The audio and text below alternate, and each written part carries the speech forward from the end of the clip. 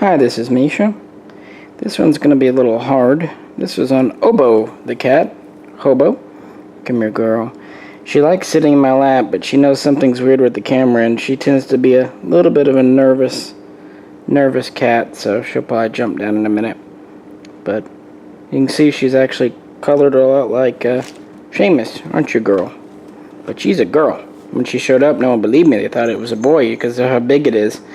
But now, this cat found us. A couple of years ago, my wife had just left to visit her folks for a couple of weeks, something she does every year or so. And I was outside, and a cat came up to me and started rubbing, and I thought, it's Seamus outside, and my wife would kill me if something happened to her cat while she was gone. So I picked it up, and then I realized very quickly, this is not Seamus. The body structure is pretty similar. Turns out this cat had been kind of running around our yard looking in our windows for some time, and finally came up, and I fed her and nicknamed it Hobo because I didn't even know if it was a boy or girl. It was just that Hobo cat. I sent my wife an email saying, just a stray cat showed up, and I didn't know if it was a neighbor's or anything. Well, I fed it a bit, and then just a couple of days later, a friend from college came over to kind of visit, and like I said, she jumped down. That's Hobo. At least you got to see her, but I'll tell you the story. A friend from college came over, and I said, I definitely don't need any more cats. I was trying to, whatever, and he goes, well, you got a cat. And I said, no, I don't. And he said, yeah, you do. You got another cat. Pretty much said, fuck you, no. He was right, though. I ended up with another cat. Hobo stuck around. Then winter came around, because that was around September, October. It started to get cold, so I started to try to bring her in the house. And she wasn't sure about this whole house thing. She didn't mind people. Like, she's never even once hissed or whatever at me. She's very gentle. But, yeah, she just wasn't sure about coming in the house. She cried a lot. Can be quite a vocal cat sometimes. So, yeah, we did that. Eventually, she got acclimated. We took her to the vet. They said, yes, she's fixed. Yes, it is a she, so I was right. And, made sure she was in good health. She'd had a few battle scars from being an outside cat, but obviously she was someone's cat at one time because, she was spayed. She's become a great cat. We don't know exactly how old she is, but when we took her to the vets a couple of years ago, they said 8 to 10, so she's probably 10 to 12 now. She's had kittens, and she acts like a mother cat. She tends to kind of herd, especially me. She likes to sit in my lap. If I go to the restroom, she usually goes with me and sits on top of the sink. If I shower, she watches to make sure.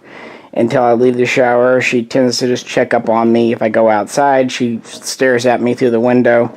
Just a good, loyal cat. She pretty much keeps to herself. Once in a while, she'll still get frisky and play a bit, but she's kind of a little old for that. She mostly just sits around.